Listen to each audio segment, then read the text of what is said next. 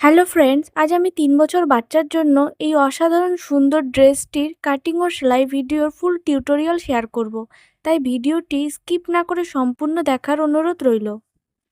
আমি এখানে একটা কাপড়কে ৮ ভাঁজে ভাঁজ করে নিয়েছি।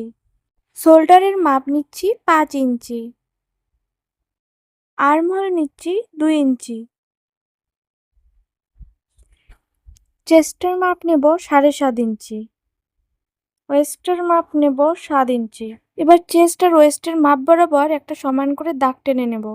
ওয়েস্টের উপর 0.5 ইঞ্চি মাপ নিয়ে একটু রাউন্ড করে নেব, এতে বডির ফিনিশিং সুন্দর আসে। এবার আর্মহোল রাউন্ড শেপ করে নেব। আমার বডি মেজারমেন্ট কমপ্লিট। এবার ভিডিওতে দেখানো নিয়মে আমি বডি পার্ট কাটিং করে নেব। এখানে আমি 4টা বডি পার্ট কেটে নিয়েছি। নিচের ঘেরের প্রথম লেয়ারের জন্য এখানে আমি একটা কাপড়কে 4 ভাঁজে ভাঁজ করে নিয়েছি। কাপড়টির চওড়া 6 ইঞ্চি আর লম্বা হচ্ছে 14 ইঞ্চি।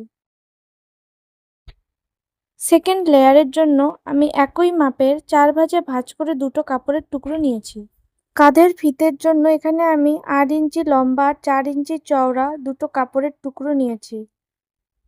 এবার এই কাপড়ের টুকরো দুটি আমি ভিডিওতে দেখানো নিয়মে সেলাই করে উল্টে নেব। এখানে আমি একটা বডি পার্টের উপর ভিডিওতে দেখানো নিয়মে দুটো ফিতা বসিয়ে তার উপর আর একটা বডি পার্ট রেখে ভিডিওতে দেখানো নিয়মে আর্মহোল থেকে আর এক আর্মহোল অবধি সেলাই করে নেব। সেলাই করা হয়ে গেলে বডি পার্টটি উল্টে নেব। এবার ভিডিওতে দেখানো নিয়মে চাপ সেলাই বসিয়ে নেব।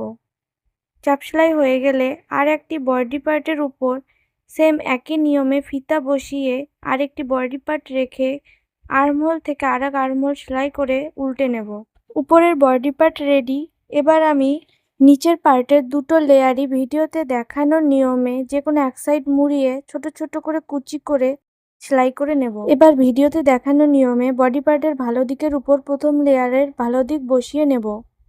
এবার সেকেন্ড লেয়ার প্রথম লেয়ারের উপর বসিয়ে নেব।